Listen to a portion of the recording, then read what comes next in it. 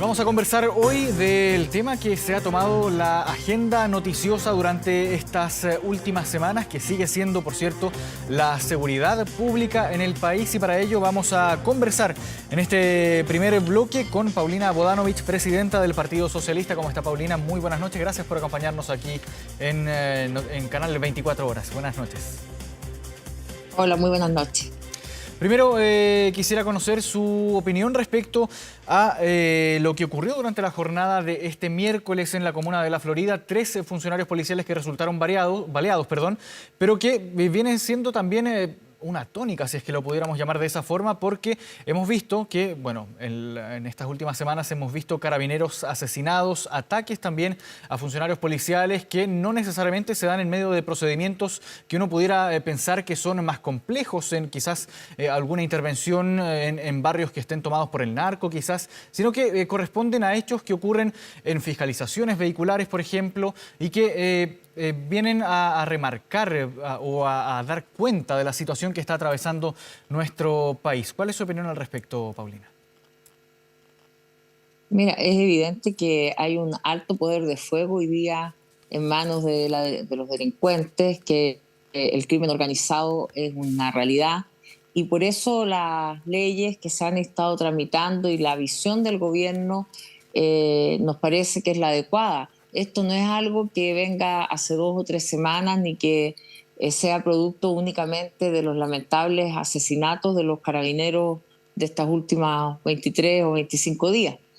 Recordemos que ya el año pasado, con la tramitación de la ley de presupuesto, los énfasis estuvieron en seguridades, en la seguridad económica, en la seguridad previsional y en la seguridad ciudadana, con un importante incremento en la ley de presupuesto para el año 2023 en materias de seguridad del 4% y específicamente para carabineros, para PDI, para compra de vehículos policiales, más de 1.400 vehículos, de los cuales ya hay 400 entregados aproximadamente, y con una visión de lo que es el enfrentar el narcotráfico y el crimen organizado en forma sistémica.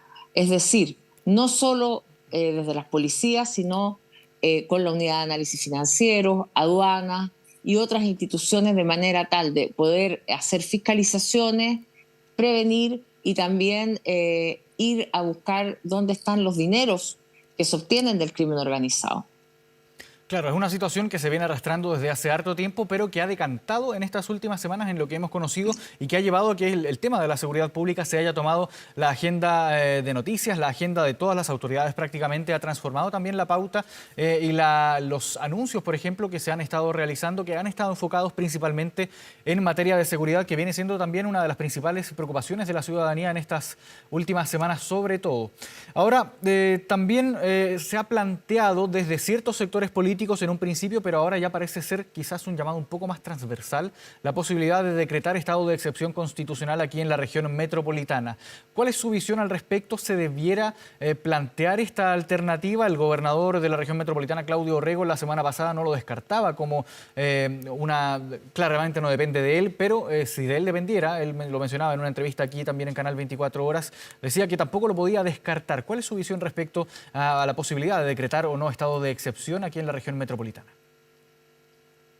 Yo soy bastante respetuosa de la institucionalidad. Creo que la ministra del Interior ha hecho, y así lo ha manifestado ella y el subsecretario, han tenido una ronda de reuniones con las policías, con las propias Fuerzas Armadas, se hace una evaluación, además del resultado de los estados de excepción, cada vez que se van a renovar con las Fuerzas Armadas, con los comandantes en jefe, con los generales de zona, de manera tal que yo esperaría que viéramos resultados en otras opciones antes de tomar la decisión de imponer un estado de excepción constitucional. Yo no soy reacia a ello. Fui subsecretaria para las Fuerzas Armadas, conozco la preparación, conozco también que son situaciones que deben planificarse, no por... hay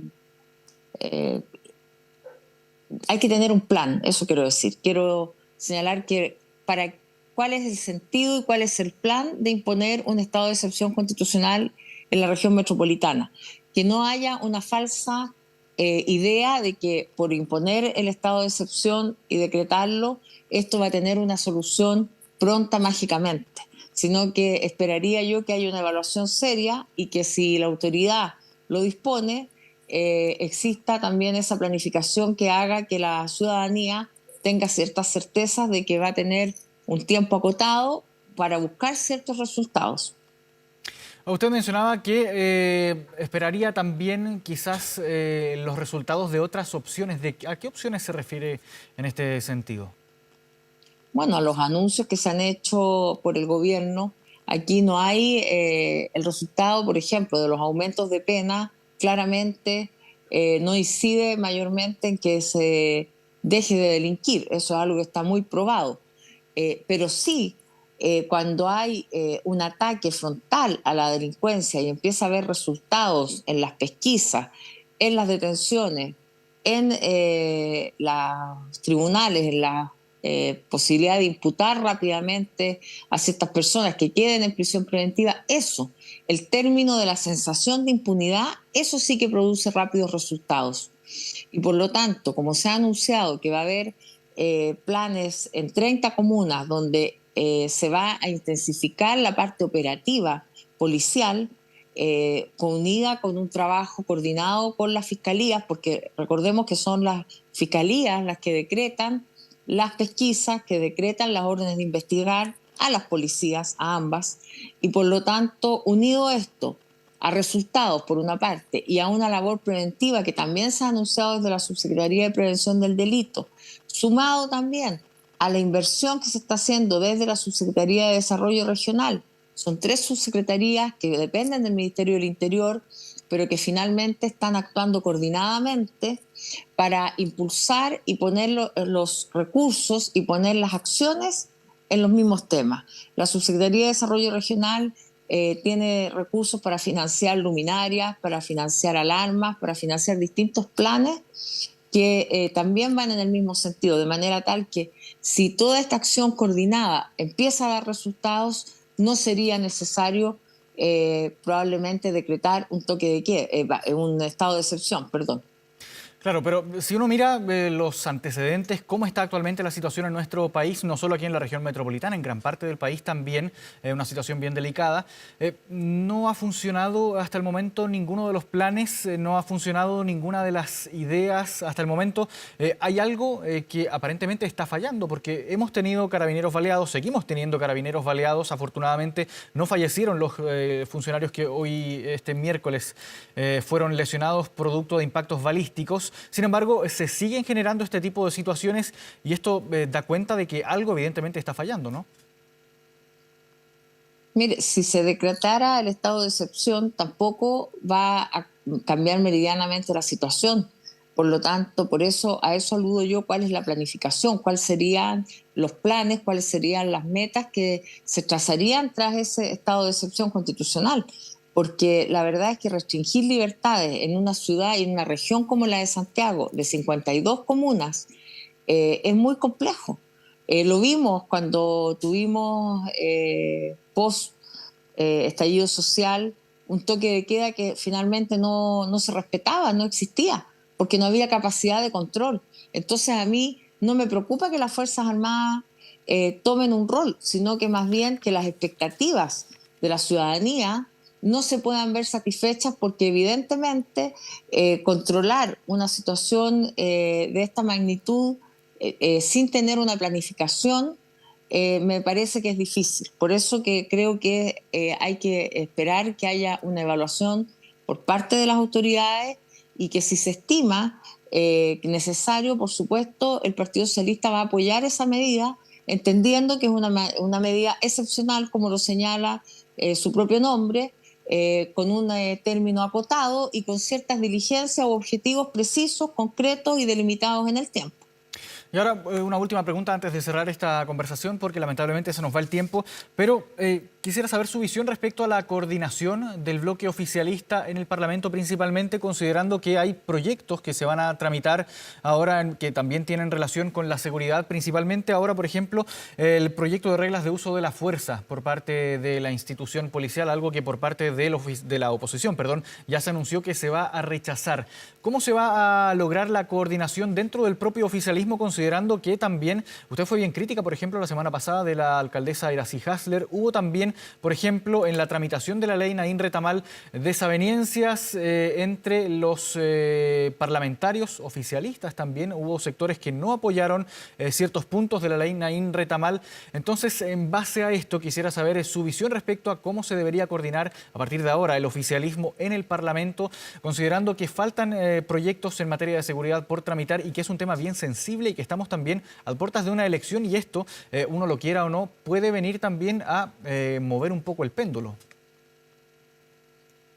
Las reglas de uso de la fuerza son necesarias que se dicte una ley, más allá del contenido preciso y que podrá ser discutido. Y a mí me llama la atención que la derecha ya adelante una opinión negativa de rechazo a un proyecto de ley que todavía no se empieza a discutir. Si ese va a ser el ánimo de la derecha, creo que es bien difícil que podamos avanzar en cualquier proyecto de ley porque es evidente que el gobierno no tiene mayorías en el Congreso.